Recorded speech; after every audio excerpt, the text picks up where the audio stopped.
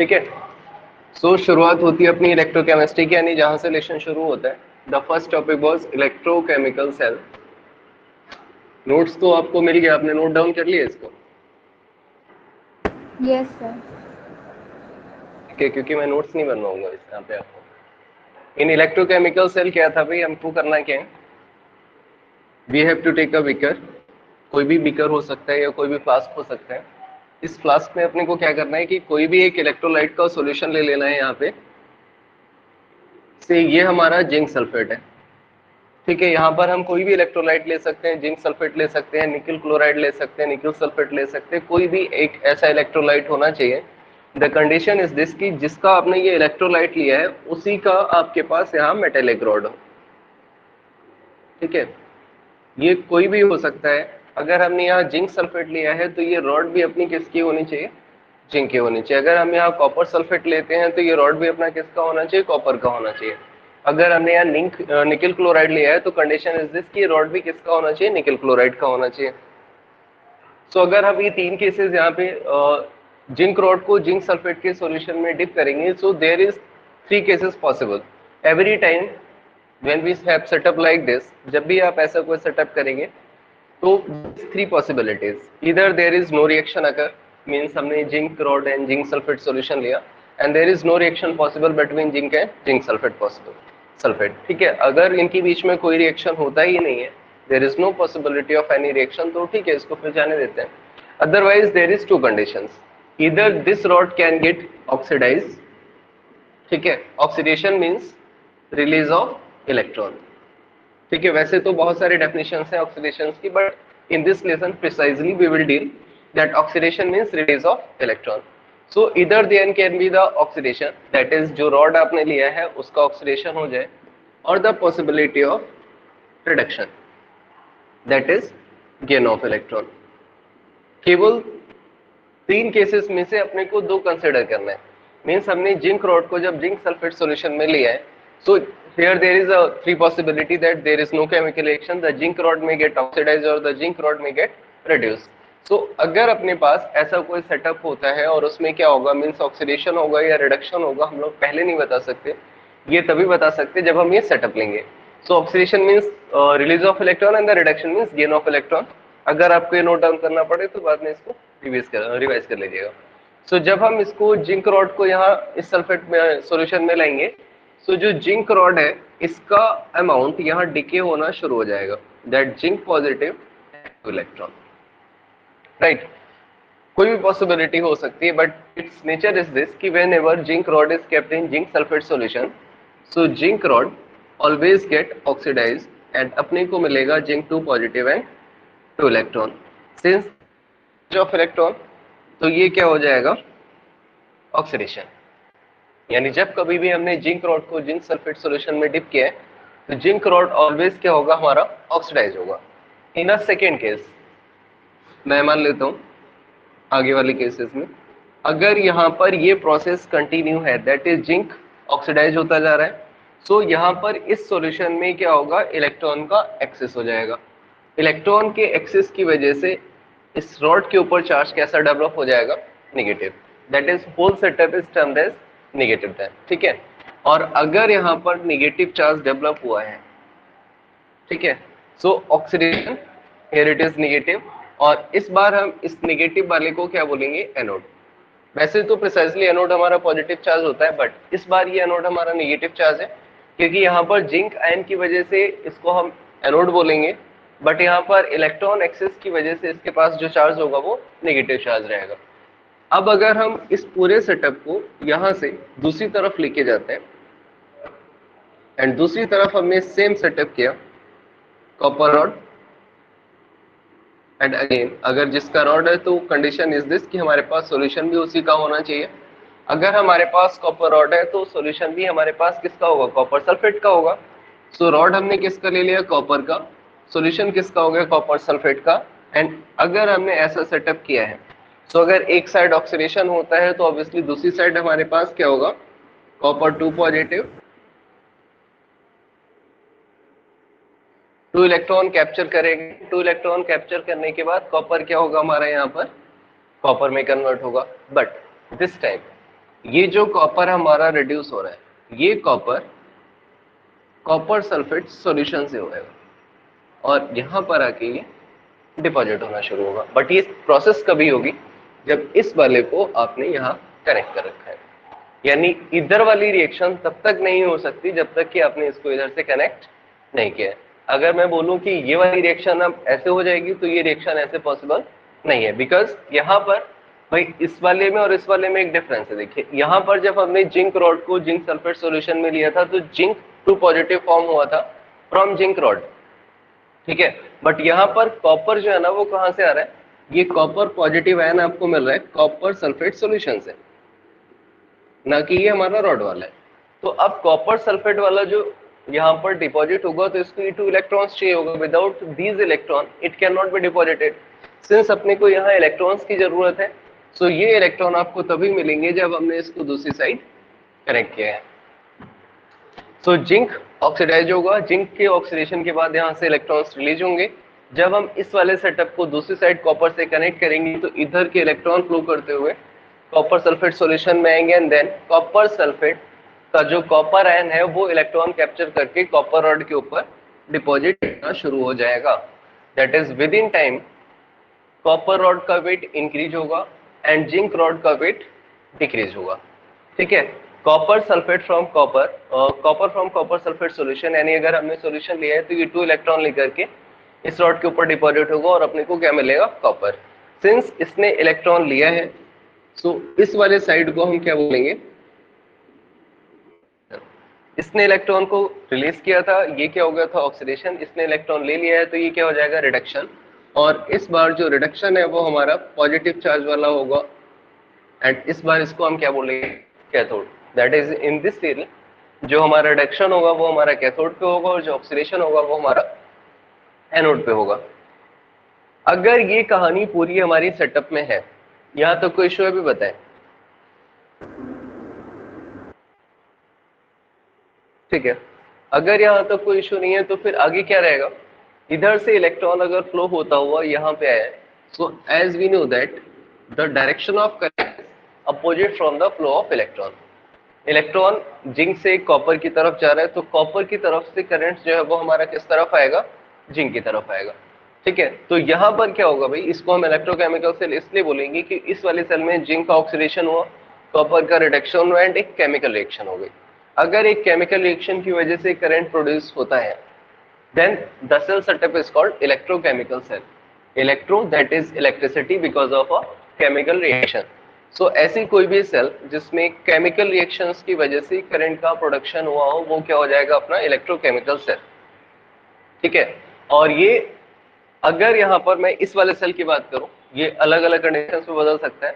Electron flow होगा zinc से copper की तरफ, या डायरेक्शन भी मैटर करता है, एंड कॉपर करंट फ्लो होगा फ्रॉम कॉपर टू जिंक की तरफ, ठीक है। The electron is flowing from zinc to copper and the current is flowing from copper to zinc rod का वेट टाइम के साथ साथ डिके होता चला जाएगा, कॉपर रॉड का वेट टाइम के साथ साथ इंक्रीज होता चला जाएगा। जिंक की साइड ऑक्सीडेशन हुआ है and the copper side it is reduction, that is zinc is getting oxidized and the copper is getting reduced in this process. Since हमारा सारा सेल प्रॉपर वर्क कर रहा है, दैट इज जिंक का oxidation भी हो रहा है, कॉपर का रिडक्शन भी हो रहा है, एवरीथिंग इज प्रिसाइजली। बट कुछ टाइम के बाद जब ये सारी रिएक्शन प्रॉपर वर्क कर रही होंगे, सब कुछ सही होता रहेगा, कुछ टाइम के बाद क्या होगा, इस वाले सॉल्यूशन में जिंक आयंस का इंक्रीमेंट हो जाएगा, यानी जिंक कंसंट्रेशन बहुत ज्यादा हो जाएगी। और इस वाले में सिंस हमारा कॉपर जो है वो डिपॉजिट होता जा रहा है तो इस साइड अपने पास सल्फेट आयंस बहुत ज्यादा हो जाएंगे, ठीक है। सो अगर इस साइड जिंक पॉजिटिव का कंसंट्रेशन बहुत ज्यादा हो जाएगा, देन ये वाली रॉड जो हमारी जिंक में ऑक्सीडाइज्ड हो रही थी ये फर्दर जिंक को रिलीज करेगी, बट ये वाला जिंक जो अभी रिलीज हुआ है ये पहले वाले रिलीज जिंक से रिपेल होगा, क्योंकि सेम चार्ज एक दूसरे को रिपेल करते हैं। सो अब अगर ये जिंक की कंसंट्रेशन इस साइड बहुत ज्यादा हो जाएगी तो आफ्टर सम टाइम्स क्या होगा, ये जिंक के रिलीज होने को प्रिवेंट करेगा। Due to the increase in the concentration of zinc further release of zinc is not possible. अगर फर्दर रिलीज ऑफ जिंक नहीं हुआ तो यहाँ इलेक्ट्रॉन नहीं मिलेगा।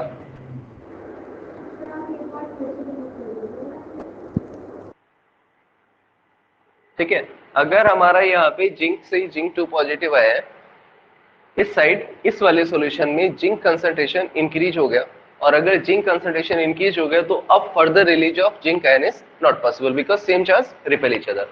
तो अगर यहाँ से जिंक फर्दर रिलीज नहीं हो पाएगा तो फर्दर इलेक्ट्रॉन नहीं मिलेगा, फर्दर इलेक्ट्रॉन नहीं मिलेगा तो इलेक्ट्रॉन का फ्लो नहीं होगा, तो इस साइड जो कॉपर होगा हमारा वो फिर इसके ऊपर डिपॉजिट नहीं हो पाएगा। यानी जब सेल हमारी वर्क कर रही होगी तो आफ्टर सम टाइम्स क्या होगा, दोनों साइड हमारे आयंस की कंसंट्रेशन इंक्रीज हो जाएगी, और आयंस की कंसंट्रेशन इंक्रीज होने से क्या फर्क पड़ेगा, आयंस की कंसंट्रेशन इंक्रीज होगी बट वो फर्दर रिलीज ऑफ इलेक्ट्रॉन को प्रिवेंट कर देगा।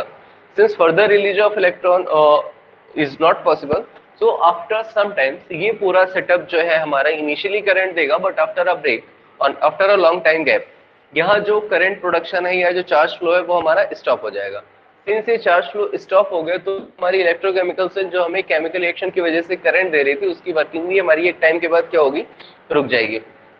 ठीक है, ऐसा इसलिए हुआ, इनिशियली तो जिंक ने जिंक चार्ज को रिलीज कर दिया, कॉपर इधर से डिपॉजिट होता चला गया, बट सम टाइम्स के बाद क्या होगा, जिंक आयन का कंसंट्रेशन बढ़ गया, सल्फेट आयन का कंसंट्रेशन बढ़ गया, and because of this further release of zinc is not possible. Further release of electron नहीं हुआ तो इलेक्ट्रॉन का फ्लो नहीं हुआ, इलेक्ट्रॉन का फ्लो नहीं तो दूसरी साइड रिएक्शन तो खुद रुक जाएगा। यानी कुछ टाइम पीरियड के बाद जो सेल हमारा प्रॉपर वर्क कर रहा था वो हमारा इम्प्रॉपर वर्क करेगा, पहली चीज। दूसरी चीज, ये सर्किट हमारा अभी इनकम्प्लीट है, ये सारी चीजें ना हो इसलिए हम यहाँ पे क्या करते हैं कि इन्वर्टेड यू शेप का ट्यूब कनेक्ट कर देते हैं। अब ये इन्वर्टेड यू शेप का ट्यूब जो हम यहाँ पे लेके आएंगे ये हो जाएगा हमारा कैसा, सॉल्ट ब्रेस, और इसको हम लोग फिल करते हैं किससे, इनर्ट इलेक्ट्रोलाइट से। जब हम इसको इनर्ट इलेक्ट्रोलाइट से फिल करेंगे तो से, और यहाँ हम लगा देंगे कॉटन प्लग।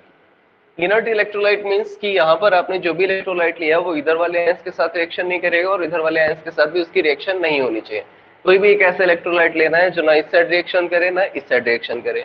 तो अगर हमने ये प्रोसेस लिया है तो बिकॉज ऑफ दिस क्या होगा, यहाँ पे यहाँ का जो आयंस होगा, से अगर हम यहाँ के पॉजिटिव एंड Cl नेगेटिव ले लेते हैं तो यहाँ का जो नेगेटिव आयन होगा वो सारा यहाँ पे आके गैदर होगा।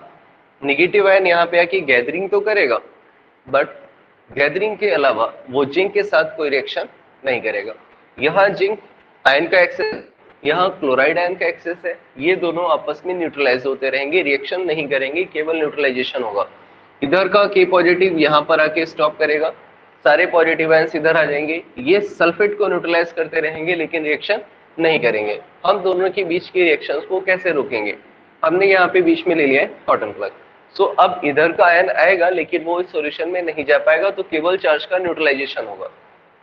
ठीक है, सो हमने क्या किया था, यहाँ पर एक की ट्यूब ली that is salt bridge, and salt bridge क्या करेगी, दोनों साइड के एक्सेस चार्ज को न्यूट्रलाइज करेगी, इधर के चार्ज को भी न्यूट्रलाइज करेगी, इधर के भी चार्ज को भी न्यूट्रलाइज करेगी। सिंस दोनों साइड चार्ज न्यूट्रलाइज होना है, as well as salt bridge हमारे सर्किट को कंप्लीट करेगा। तो यहाँ से आपसे क्वेश्चन पूछा जाता है कि सॉल्ट ब्रिज के टू फंक्शंस क्या है। तो सॉल्ट ब्रिज का function number first, salt bridge complete करता है सर्किट से, एंड सॉल्ट ब्रिज का फंक्शन नंबर 2, ये हमारे दोनों साइड के एक्सेस चार्ज को न्यूट्रलाइज करता है। ठीक है, तो पूरे सेल सेटअप में अभी तक क्या है, हम जिंक रॉड को जिंक सल्फेट के सॉल्यूशन में डिप करेंगे, जिंक इलेक्ट्रॉन रिलीज करेगा, ये वाला इलेक्ट्रॉन वायर के थ्रू हमारा कॉपर सल्फेट सॉल्यूशन में आएगा, कॉपर ये इलेक्ट्रॉन लेकर के कॉपर रॉड के ऊपर डिपॉजिट होगा। जब ये प्रोसेस हो रही है तो यहाँ इलेक्ट्रॉन का फ्लो हो रहा है, इलेक्ट्रॉन की फ्लो होने की वजह से यहाँ अपोजिट डायरेक्शन में करंट के फ्लो होगा, केमिकल रिएक्शन की वजह से यहाँ पे क्या हो रहा है, करंट फ्लो हो रहा है। सिंस केमिकल रिएक्शन यहाँ करंट फ्लो कर रही है इसलिए पूरे सेटअप को हम क्या बोलेंगे, इलेक्ट्रोकेमिकल सेल। कुछ टाइम पीरियड के बाद इस साइड जिंक आयन का एक्सेस, इस साइड सल्फेट आयन का एक्सेस, सेल रिएक्शन रुक जाएगा और इस सेल रिएक्शन को फर्दर कंटिन्यूएशन में लाने के लिए हम यहाँ लेते हैं सॉल्ट ब्रिज। सॉल्ट ब्रिज के दो काम है, एक तो सॉल्ट ब्रिज क्या करता है, दूसरा सॉल्ट ब्रिज का काम क्या है, यहाँ पे सॉल्ट ब्रिज दोनों साइड के चार्ज को न्यूट्रलाइज करता है। यहाँ तक कोई इशू है तो अभी बता सकते हैं आप। ठीक है, अगर हमारी ये पूरी प्रोसेस हो रही है, इस जिंक रिलीज हो रहा है और कॉपर रिड्यूस हो रहा है, ये कंप्लीट हमारा सेल है, तो जिस साइड ऑक्सीडेशन हुआ है इस वाले पार्ट को हम बोलेंगे ऑक्सीडेशन हाफ सेल, और जिस साइड रिडक्शन हुआ है उसको हम बोलेंगे reduction half cell. This is complete cell, ये इसका हाफ हिस्सा सो ये हो गया हमारा रिडक्शन हाफ सेल, ये इसका हाफ हिस्सा, तो ये हो गया हमारा ऑक्सीडेशन सेल। अब इसको रिप्रेजेंट कैसे करना है, zinc is getting oxidized to zinc positive. Zinc is getting oxidized to zinc positive. This is separated by the vertical line. Then हम यहाँ लेंगे 2 vertical line. ये 2 vertical line यहाँ किसको डिनोट करेंगे, salt bridge को. Zinc is getting oxidized to zinc positive separated by the vertical lines. फिर यहाँ पर हम ले लेते हैं 2 vertical lines and sometimes हम यहाँ पर इसका solution भी नोट कर लेते हैं. ऐसा कोई कंपल्शन नहीं है कि सॉल्यूशन हो, बट समटाइम्स लिख लेते हैं। Zinc is getting oxidised to zinc 2 positive in zinc sulphate solution of the concentration 1 molar. ठीक है, तो एक कहानी क्या है, जिंक ऑक्सीडाइज होगा, जिंक सल्फेट कंसंट्रेशन क्या हो जाएगा इसका 1 molar. Vertical line salt bridge को डिनोट करेगा एंड अपोजिट साइड इसका reverse, copper sulphate 1 molar concentration, copper 2 positive getting reduced to copper. ठीक है, zinc getting oxidised to zinc ion, zinc sulphate solution, copper in the copper sulphate solution getting reduced to copper. और यहाँ पर 2 line आ गई, क्या हो गई दोनों लाइन अपनी वर्टिकल लाइन। ये एक्यूरेट ऐसे ही रिप्रेजेंट करना है और इसके साथ जो इन्फो कन्वे होगी वो अपने को याद रखनी है। जिंक ऑक्सीडाइज हो रहा है जिंक में, कंसंट्रेशन ऑफ सॉल्यूशन 1 मोलर है, कॉपर रिड्यूस हो रहा है कॉपर में, concentration of the solution is 1 molar. ये ऑक्सीडेशन हिस्सा ऑलवेज आपको लेफ्ट हैंड साइड लेना है, रिडक्शन वाला पार्ट आपको हमेशा राइट हैंड साइड लेना है एंड बीच में जो डबल वर्टिकल लाइन है ये किसको डिनोट करेगी, सॉल्ट ब्रिज को। ये पूरा सेल जो आपने ये पढ़ा है इसको हम केवल ऐसे रिप्रेजेंट करते हैं, zinc to zinc positive, double vertical line, copper sulphate, copper positive to copper, then again it is single vertical line.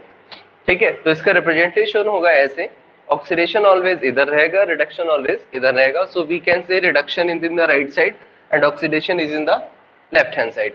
सो इस बेस पे जो हमारा सेल पोटेंशियल है ई सेल, ई सेल यहाँ किसको डिनोट करेगा, सेल पोटेंशियल को। ये ई सेल कैसे आएगा, रिडक्शन राइट हैंड साइड है, ऑक्सीडेशन लेफ्ट हैंड साइड है, तो इसको हम लिखते हैं राइट माइनस लेफ्ट। तो ई सेल का फॉर्मूला अपने को क्या मिलता है, AR minus EN, right hand side minus left hand side. For the precise working, E cell का वैल्यू 0 डिनोट करता है इक्विलिब्रियम को। अगर हमें E cell का value that is right hand side minus left hand side अपने को 0 मिल गया, दैट मीन्स सेल हमारे इक्विलिब्रियम में है। और अगर सेल हमारे इक्विलिब्रियम में है तो मतलब यहाँ में कोई भी करंट नहीं मिलेगा। E cell हमारा नेगेटिव भी हो सकता है, नेगेटिव का मतलब है सेल हमारा रॉन्ग है। ठीक है, नेगेटिव का मतलब होगा कि सेल हमारा रॉन्ग है, और रॉन्ग का मतलब क्या है, ये वाला जो डायरेक्शन आपका था ये रिवर्स है। अभी आपके इस सेल में इलेक्ट्रॉन इधर से इधर जा रहा है, करंट इधर से इधर आ रहा है। रॉन्ग में क्या होगा, सेल रिवर्स वर्क करेगा, यानी जिसको आपने राइट हैंड साइड लेना था उसको आपने लेफ्ट ले लिया, जिसको लेफ्ट लेना था उसको राइट ले लिया।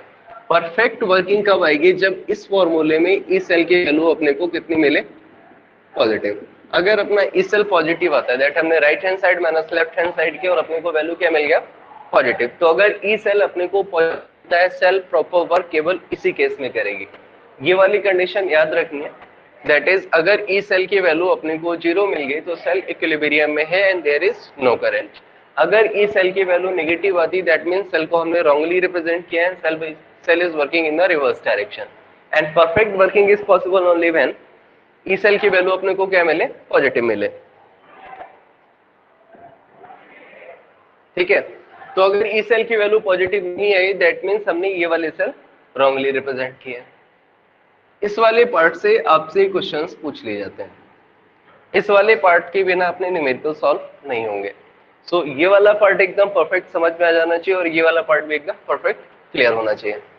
दूसरी चीज यहाँ से जो आपको याद रखनी है, अगर हमने दोनों साइड 1 मोलर की कंसंट्रेशन ले रखी है, इधर भी अपनी कंसंट्रेशन 1 मोलर है, इधर भी कंसंट्रेशन 1 मोलर है, तो यहाँ से जो पोटेंशियल डेवलप होगा इस केस में, वो जो सेल पोटेंशियल मिलेगा अपने को, वो मिलेगा 1.1 वोल्ट।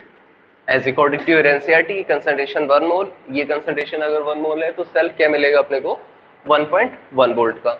और अगर अपने को 1.1 वोल्ट का कुछ यहाँ पे पोटेंशियल मिलता है और हमने यहाँ पे क्या किया, एक एक्सटर्नल पोटेंशियल लगा दिया अलग से। ठीक है, हमें सेल का कुछ पोटेंशियल मिला and we want to enhance that potential. Now जो क्वेश्चन है प्रिसाइज, ये एक्सटर्नल पोटेंशियल जो हम लोगों ने ऐड किया है that can be equal to cell potential. अलग से जो पोटेंशियल आया और जो सेल का पोटेंशियल मिल रहा था वो दोनों इक्वल है, तो अपने को करंट मिलेगा 0। सेम कहानी। ठीक है, अगर हमारे पास सेल पोटेंशियल और एक्सटर्नल पोटेंशियल दोनों सेम है तो हमें जो करंट मिलेगा उसकी वैल्यू होगी 0। अगर हमारा एक्सटर्नल पोटेंशियल ग्रेटर देन है सेल पोटेंशियल की, तो सेल का डायरेक्शन होगा हमारा रिवर्स। यानी हमने जो यहाँ पे पोटेंशियल लगाया है, हमारे सेल की वैल्यू थी 1.1 वोल्ट और हमने जो एक्सटर्नल पोटेंशियल लिया उसकी वैल्यू हो गई 1.1 वोल्ट से ज्यादा। ठीक है, सो अगर external potential is greater than the potential of cell, then जो सेल का डायरेक्शन होगा वो हमारा इधर से इधर ना होने की जगह इधर से इधर हो जाएगा। दैट इज, पहले इलेक्ट्रॉन फ्लो हो रहे थे जिंक से कॉपर, अब इलेक्ट्रॉन फ्लो करेंगे copper to zinc. And second, पहली करंट हमारा फ्लो हो रहा था कॉपर टू जिंक, अब करंट फ्लो होगा जिंक टू कॉपर। सो ये वाली केसेस में हमारा सेल का डायरेक्शन रिवर्स हो जाता है। अगर एक्सटर्नल पोटेंशियल हमारा सेल पोटेंशियल से कम रहता है तो सेल हमारी प्रॉपर वर्क करती रहती है। यहाँ से लास्ट ईयर क्वेश्चन आया था, इनमें से कोई एक प्रिसाइजली मेरे को याद नहीं, बट मेरे को लगता है कि ये वाला क्वेश्चन पूछा था कि अगर एक्सटर्नल पोटेंशियल सेल पोटेंशियल से छोटा हो जाता है तो इस सेल के ऊपर क्या फर्क पड़ेगा।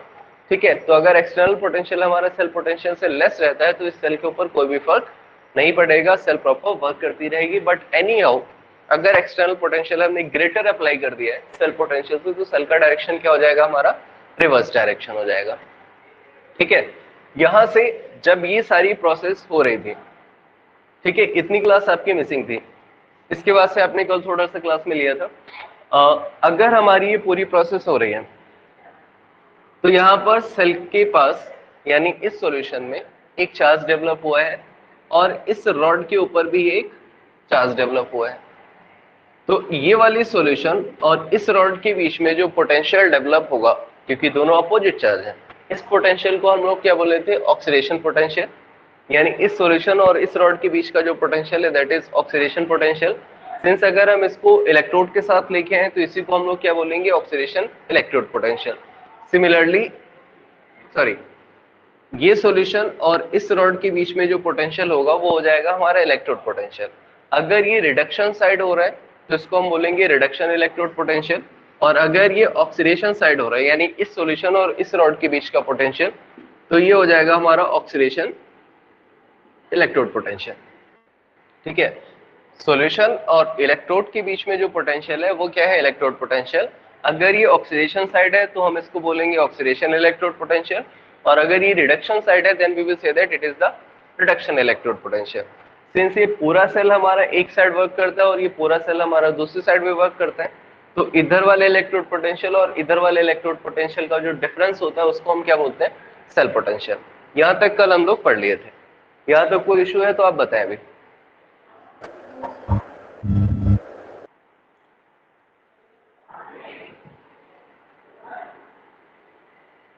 ठीक है, फिर इसके बाद का जो टॉपिक था वो था स्टैंडर्ड हाइड्रोजन इलेक्ट्रोड।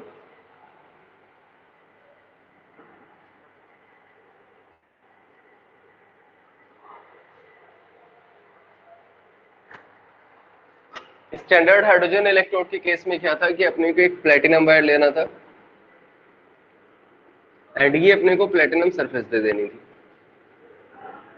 ये है अपना पीटी वायर और ये हो गया अपना प्लेटिनम सरफेस। इस पूरी वायर को हम यहाँ पर एक ग्लास से कवर अप करते हैं और हम केवल उतना ही एरिया ओपन छोड़ेंगे जितना कि हमारा प्लेटिनम सरफेस है। इसके बाद हम यहाँ पर एक ग्लास ट्यूब लेते हैं जो हमारी बॉटम साइड से ओपन हो। इस पूरे सेटअप को यानी प्लेटिनम वायर और प्लेटिनम सरफेस को हम एक बीकर में रखते हैं एंड ये बीकर हमारा कैसा होगा, this is filled with concentrated acid. Concentrated acid like यहाँ पे 1 मोल एल भी हो सकता है, H2SO4 भी हो सकता है, कोई भी एक ऐसा एसिड जिसकी वैल्यू कैसी हो, कंसंट्रेटेड वैल्यू हो। ठीक है, अगर वो कंसंट्रेटेड होगा तब तो ठीक है, अगर कंसंट्रेटेड नहीं हुआ तो फिर दिक्कत है।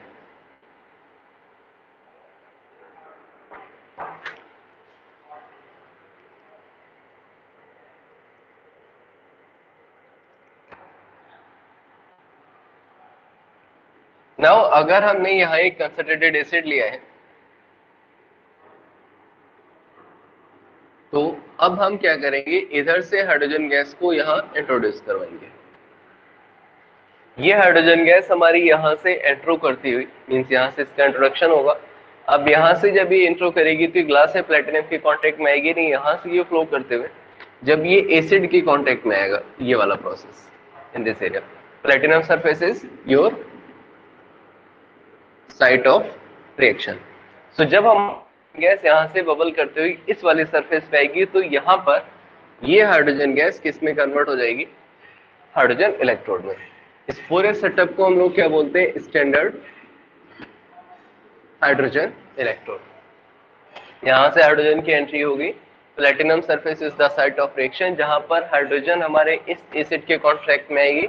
Now this acid plus this platinum surface and this hydrogen gas, जब तीनों एक साथ कंबाइन करेंगे, इन दैट केस यहाँ से हमें बबल्स मिलेंगी दैट इंडिकेट कि हाइड्रोजन गैस का फॉर्मेशन हो रहा है।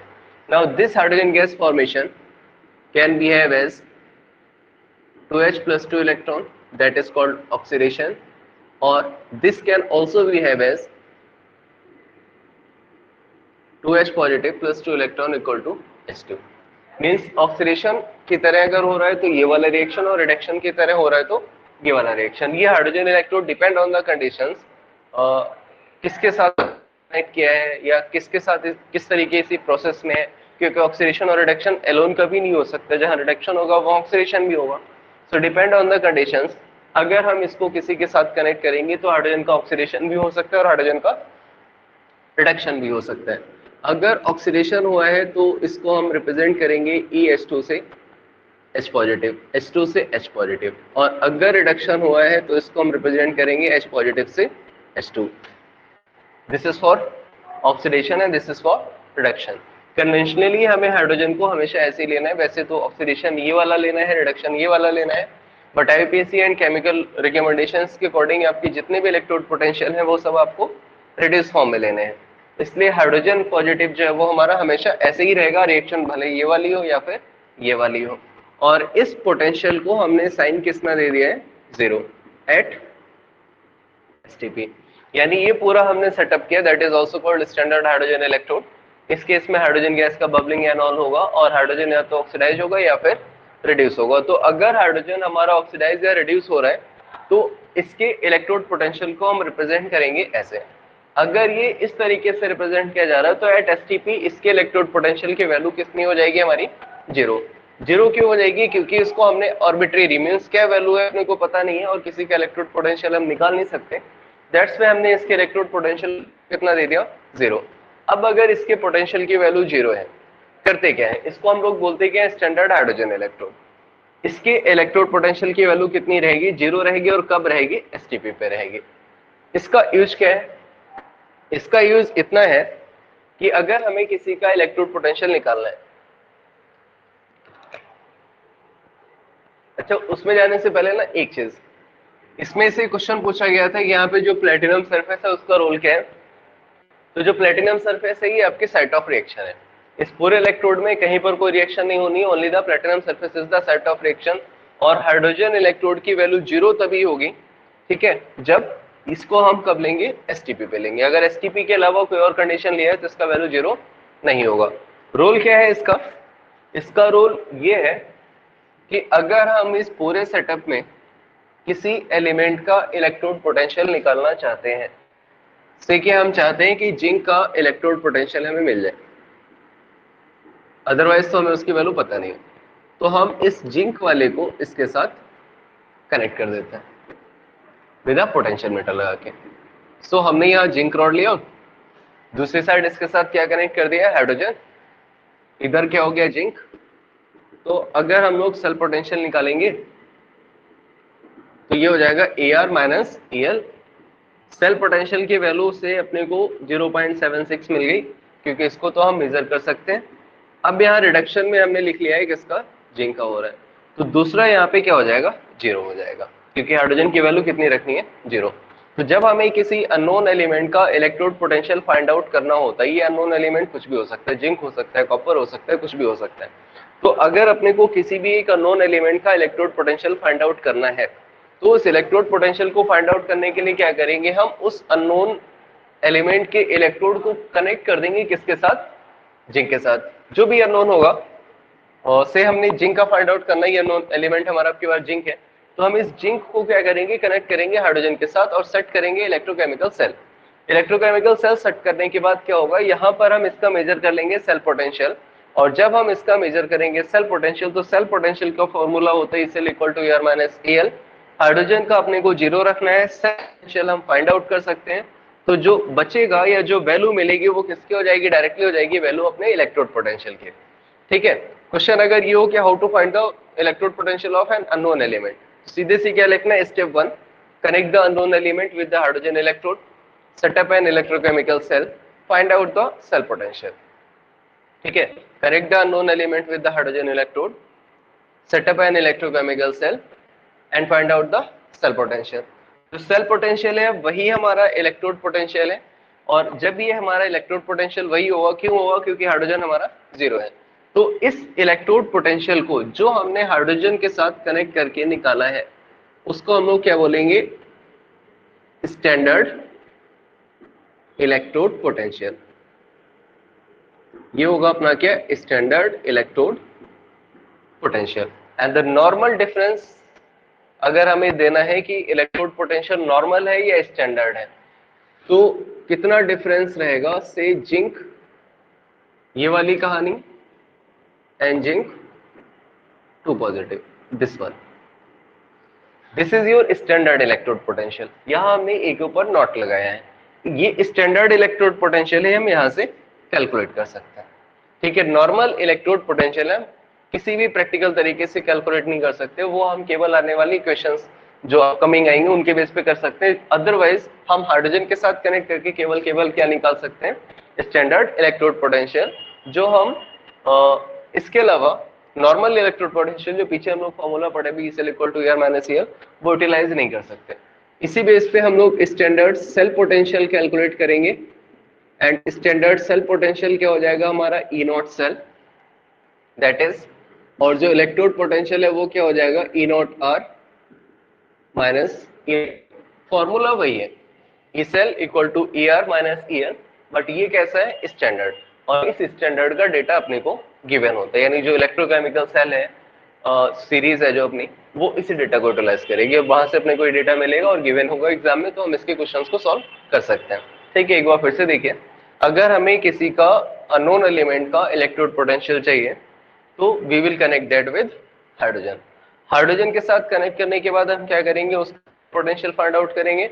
सेल पोटेंशियल हम कैलकुलेट कर सकते हैं, तो जो मेजर्ड सेल पोटेंशियल होगा वो अपने को वैल्यू देगा किसकी, इलेक्ट्रोड पोटेंशियल की। सिंस ये इलेक्ट्रोड पोटेंशियल हम हाइड्रोजन के साथ कनेक्ट करके निकालेंगे, सो इस इलेक्ट्रोड पोटेंशियल की वैल्यू क्या होगी, standard electrode potential, because connect किया है किसके साथ, हाइड्रोजन के साथ।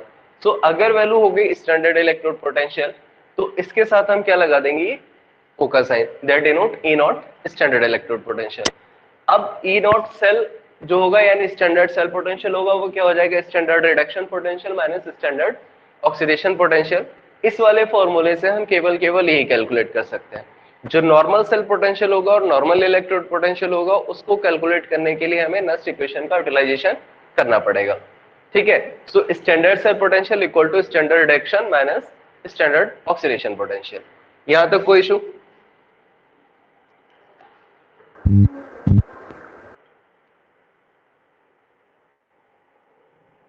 है बेटा, कोई इशू यहां तक?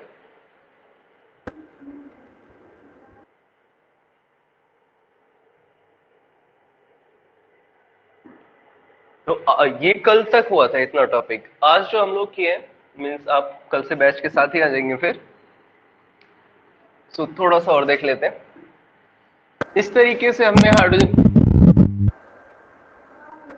वॉइस नहीं है बेटा आपकी क्लियर?